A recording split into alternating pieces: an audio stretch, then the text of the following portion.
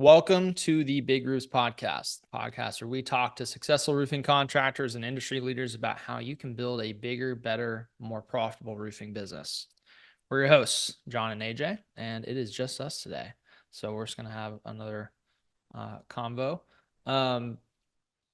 You were telling me right before we jumped on about some interesting projects that you've won in the past that are a little outside the norm.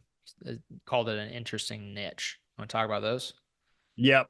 So I just got back. I just drove not too far. Drove like 40 minutes one way. It's outside of Savannah.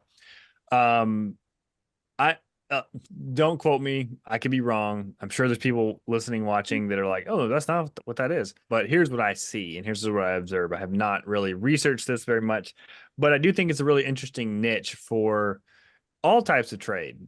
Like, like I think that there's people that can actually make money doing this, traveling the country, and I know the people that do this. So, what I have done in the past is we a few years ago we won a job, two different apartment complexes, and they're called the Gardens. So there's gardens here. It's called Clark Gardens and Athens, something else Gardens. Anyway, Gardens, I believe, is Section 8 housing that it all pretty much looks the same. There's usually between 10 and 20 buildings per complex, I'm guessing. And these are all just numbers that I see. Um, and it can be 1 story, 2 stories, 3 story buildings. Typically, they're 1 or 2 stories. Um, but they all look very similar. And what I see is general contractors finding investor clients or investor clients finding general contractors. There must be some sort of government programs for these to improve these properties. It's got to be what it is.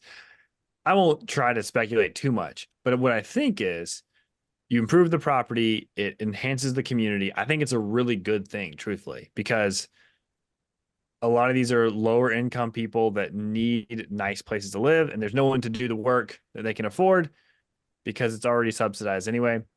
And really good contractors can come in and do it. That's not always what happens, but the general contractor that we're trying to work with really does appreciate high quality. I met with her today. I said, hey, at the end of the conversation, we did the inspection, all the things about roofing and gutters. And there's a bunch of tradesmen there, and they were looking at the interior stuff. They were looking at um, all kinds of things about that property. So it's not just, roofing, gutters, siding, windows, painting. They do playgrounds. The ones that we did before, it was just a whole huge rehab. And I think it's really, really awesome because you're able to make a real big impact. And if you're there for any amount of time, you get to kind of talk to all the residents and help them appreciate the things that you're doing. So I think if you're a roofing contractor and you can find a general contractor who is working on one of these Section 8 homes, typically they're called the Gardens, something the Gardens, then you're in. Now, caveat, it's typically going to be lower profit margin. It does not mean that you're not going to make large amounts of profit, but it's just really easy to be efficient with it. You have to have a really good crew, understand how to clean up, be very detailed with company cam images. I think it's a great niche if you want to be in that, because she's already this GC. This is the actual senior project manager. There's already 4 more gardens projects in my area within a couple-hour drive, where this could be, $3 million, $4 million worth of work for us, depending on how large the projects are.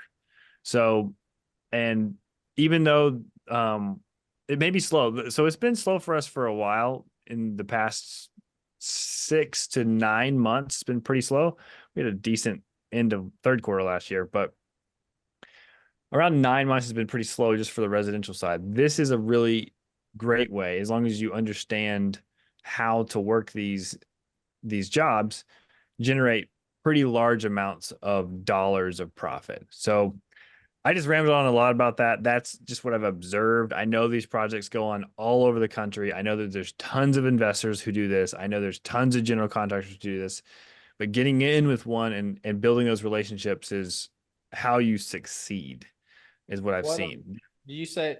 Maybe I missed this. Did you say these are multifamily or are these houses? Yeah, it's multifamily. So like there's 11 buildings and 94 units on this particular job that I inspected this morning.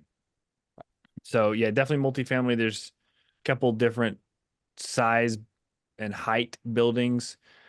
Um, but yeah, pretty straightforward roofing.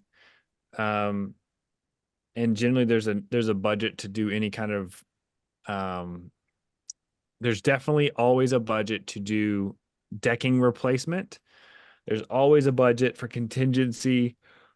You just have to know how to work the system and see what they are going to accept as far as change orders go. I know there's lots of people that are way better at this than me. I just see an opportunity for some people that if you're like, what is going on in these gardens? And then you talk to, it's worth chasing those general contractors from my perspective. It's as long as they're good GCs and they really do have good systems in place, you can definitely make pretty significant money. And this job is 11 buildings, will be done definitely in 2 weeks, probably 11 to 13 days max. And Done with what? Done with replacing the roofs? yeah. Okay. Yeah. So in 2 weeks period, we'll generate, I don't know what the squares are. We're just started the estimates now, but it's several, few $100,000 of in 2 weeks of sales, and probably somewhere in the neighborhood of, I would imagine for this project, is probably $50,000 of profit a week. It's probably what it is. So $100,000 of profit.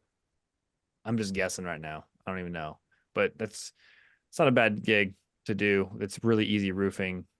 Yeah. It's easy for the crews. It's easy for the cleanup. Um, How yeah. do you meet these GCs? So the investor has hired the GC and the GC is hiring you, right? Yep. So how did you how did you meet this GC? The first one, so I'm really bad at networking. The first one was at a Chamber of Commerce event. Literally, a guy walked up, he saw roofing on my polo shirt. I need a roofer. Handed me his card, shook his hand, and he walked away. That was a $600,000 handshake. I just followed up. This is the key. You have to follow up pretty hardcore. You can't just be one of the 5 people that they choose. You got to just really follow up and let them know that you want to be part of it. I was on a vacation in Puerto Rico, and I hid the phone so I could call this guy because I knew what the deadline was, and it was the day we were on vacation, one of the days, and I called him, and he's like, "Yep, you got the job." So you gotta be persistent. Sometimes you gotta hide your phone from your wife. Sometimes if you want to get a $600,000 job, she was not mad at when I told her, so Yeah, it was fine. she forgave you once she heard She what you did. had sold. Yeah. So, yeah, that's what I'd say. I'm sure. Again, I think there's lots of people that are way better at this than me, and they probably like, I know what this niche is all about. I know he's wrong about this and wrong about that. But I'm fairly certain that they're private investors who hire general contractors, and all they do is have a list. They live in California or New York or somewhere, and they just buy these properties, and they know how to file the right paperwork for the government programs for improvement. That is what I gather. Yeah. Um, This seems like a really uh good reason to be involved with things like your local chamber of commerce, yeah, EO groups, stuff like that. Um, what's the other one? There's EO and then there's BNI baby, BNI, BNI. Yeah. the worst. So I mean, it's a especially if you don't love the process of networking, like that's probably a pain to spend time. But you were saying you're bad at networking, and this is the second one opportunity that you've like this that you've come across. Do you think that if you spent more time networking, you would run across more opportunities like this? I think it's more targeted. It's definitely not going to those. That was a needle in the haystack for real, because this guy happened to be flying in town. He literally said, I'm this new business development guy for this GC. I flew in town to inspect the property. I went to the Chamber of Commerce event. I saw roofer. Here's roofer car. That's literally what happened. Like there was no, he wasn't a speaker or a guest or anything like that. He just literally just crashed the party. It was at this airplane hangar. It was like this. Anyway, long story short, it was a cool party, but it was just the same. What I see in both Athens, Georgia, and Savannah, Georgia, is that it's very clicky, and getting in with these clicky groups, it can help you. However, what we have found is that once you see the numbers on the roofing contract, that loyalty kind of goes away. So you better have something more than just my buddy's friend referral. Like we do well with referrals, but it's our own referrals. It's not necessarily like another buddy, a real. We have some realtors, we have some insurance agents, but I think that networking can work for some, but I think for the most part, having a really, really strong brand with great reviews and just being friendly. This project manager remembered me from 3 years ago because I was just really professional. I was always kind. I never gave them, and I was like blown away, truthfully, because I was like, I know this person. Like she remembered me, and I never met her in person. So you've got to just be professional. You have to be kind to people. And you just have to be on your game. And that's how. I don't know this for certain, but I saw two other roofers there, and it's not even close. Like I asked her straight up, are you gonna pick the cheapest one? She said, absolutely not. I'm picking on quality. And she is the decision maker. And the two other guys, like sideways hat, driving their huge jacked up trucks. It's just like it's super likely that we're gonna get that job. Just be professional. Yeah. We'll have to do an update next week. See I what, won't know until November. The oh, bids go out into June. November they announce the subs. She may tell me before that, but and then December 5th through the 30th or something like that. It's like a 25-day window we have to do the roofs in December, which will be great because our winter will be very strong. yeah, it's good. It's good. Well, yeah, that's an interesting. So it's like being part of these local groups pays off. You gotta. It definitely can. And I'll say this. Okay, so we've lost. We're not good at getting right like HOA Antis roofing in California. Like that's their specialty. He's a super nice guy. I think his name's Charles Antis. He's awesome. He's been on the Roofer Show podcast, I think, at least once or twice. He's awesome. He's like a huge philanthropist. He's just a nice guy. Runs a really cool roofing business. And they love about like working with these big apartment complexes in California. It's a whole different world than what we do in Georgia. But what I see in Georgia is that like when you work with HOAs and there's not this GC involved and there's not this government money involved, and it like we lose it every time. Like it's always like the HOA, and it's the most insane thing in the world. It's like if there's 200 units and they all have to increase their HOA fees, it's like a $10 difference between their HOA fee and what we're proposing and somebody else. So like if you know, the price per unit is insanely small. Like if it's these townhomes, it's like, $4,000 a townhome or something stupid. And they're like, they'll just choose the other contractor. Whoever's the cheapest, they'll just choose it. And they're not realizing like, hey, maybe they're cutting corners. Maybe they're not installing great roof systems. And like they just see $50,000 difference. I remember one specifically, we were competing with our two biggest competitors in Athens. We were the least expensive of the three, and then another Atlanta company came in like $35,000 less than us, and it was not a huge job. And I was like, dude, they can take it. That's less than our cost. And they did the job, and I never heard about it again. But I'm just like, that's a different. I mean, some people are just really good at that, and I wasn't gonna do that to my guys to like, hey, can you do this for this money? And then I would have felt really dirty to do that. And I wasn't gonna cut corners on the material either. So some people Well, are doesn't willing to do it. this I'm just isn't this not. where the sales process comes in? Is like educating the prospect?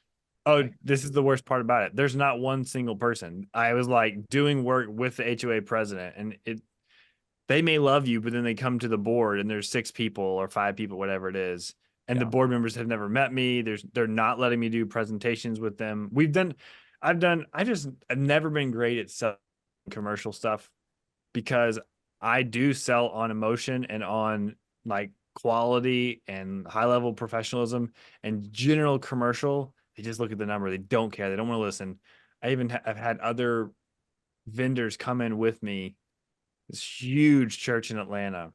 We went to it for 2 years and they had the money. They sold this piece of property right next door for like $20 million. They had the money. They just ghosted us after 2 years of work. We brought in like an extra expert to come do presentations. yeah. Just like that's just not my game. Apparently, I've just not been super high success at doing that. And I don't love chasing somebody for that long. That's why I like ProLine just to send the automations out. It's not, nobody likes to do that. Yeah. Actually, it's not true. There's a lot of commercial salespeople that just understand that super long term relationship, but I am not about that life. I'm about 30-day window, 45-day window. Let's help you. Let's be awesome. You read a 5-star review. If we did our job, you never have to um, call us again for your service. You'll just be referring us to your friends. Like that's what I love. Yeah, that makes sense. Well, let's wrap this up. We forgot this question last time, but what are you looking forward to the most this week in the next week? I'm like being productive. One thing that I've been trying to challenge myself to get up early. Oh, shout out to freaking Mark Gadare and all the Monarch people. They wake up at 3:45 in the morning every day. Yeah, they go to bed at 7 p.m. I don't know. I don't know what, but I can't wake up at 3:45. Well, I can. I just choose not to. Yeah. They live a crazy life. But I've been trying to like do my own thing. We talked about efficiency and like routines last week. It's a pretty hardcore routine what they've got. It's Yeah, like it's not hard. But I think I don't get caught up on the how early you wake up. I look at how much you're working and how efficient are you with your sleeping and because like I wake up at 9 a.m. most days. Mark. I But agree. I You're a crazy stay up man. until 2 or 3 a.m. every night That's right. working with our dev team because our dev team is worldwide. And so it's just a different schedule. I think it's exactly what you said. It is the efficiency of what you're doing every day, every minute. Mark's crazy though. Mark is uh he did a whole story yesterday or 2 days ago about like what he was doing each time of the day, and it's a lot. And he's talking about his diet, his schedule. Definitely kudos to him. Very, very consistent. My wife would kill me. I would never see her, and I would also never see my kids. So I, he does it all though. What He's a great dad, and yeah, it's amazing. um what did you say you're looking forward to this week though? Working. I like Work being it. efficient with my time, getting Yeah, up early. getting up early. I don't think that way. You asked that question. I do not think about that. I do not think about the past. I don't think about the That's future. why it's such a good question. No. Is it makes you think about what you're looking forward to. You Well, always but have here's the something to look thing. forward to. I don't look forward to vacations. I don't look forward to like the weekend. I don't look for in it because I can't control that. So like my brain is just like I can control what's happening right now. And Yeah. so that's just how I work. What are you looking forward to from a work standpoint? Just being efficient. I've had 2 really efficient days. It's really good. I want to keep doing that. Cool. Have an efficient week. How about you? I am wrapping up all of our documentation videos. We've done a whole overhaul of our documentation system so that we have every single thing in ProLine documented. And I am like 5 videos away from having that done. And then literally everything is documented. So we'll have not all, it's going to take us a little while to get it all published out in our documentation, but I'm just excited to have it off my plate. It's been a big project over the last couple of months. So that's Sweet. too. All right. Well, that is good. We'll wrap it up there and see everybody next week. Bye, everybody.